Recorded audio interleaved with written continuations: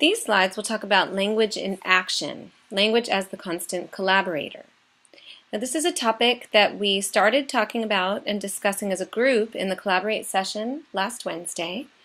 And it's really about thinking about the ways that language interacts with the other neurodevelopmental systems and constructs. This slide offers some examples of the way language interacts with some of those other systems.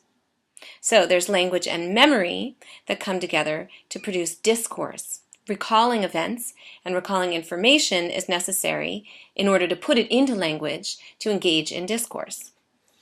Language and memory also interact for word retrieval. Words are stored in memory, but they're also stored in language-based memories.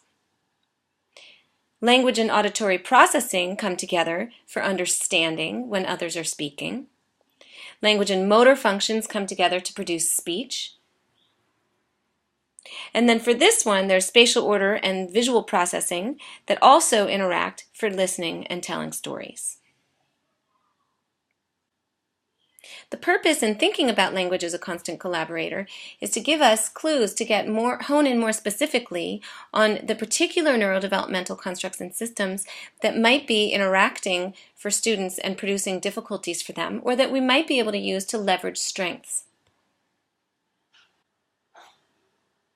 After you finish watching this mini lecture, please go back, download these slides, and follow this link to Looking Behind Behavior.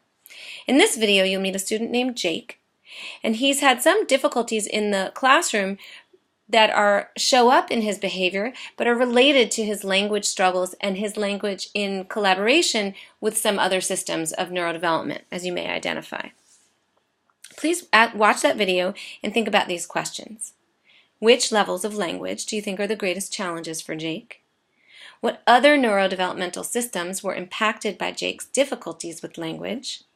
And what instructional strategies did his teachers use to support him in the classroom?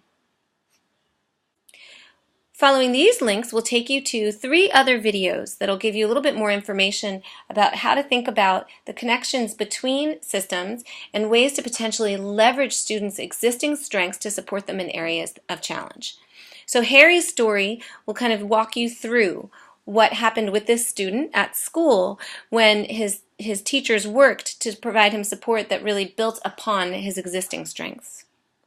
And then for Teacher Tips 1 and Teacher Tips 2, these videos will give you a little bit more information about some strategies, some tools that might be useful for you in your work with students in the classroom. As always, there are questions for you to think about listed on this slide, and please use those just to guide your thinking as you're watching and observing the videos. That's it for this week. Have a nice holiday.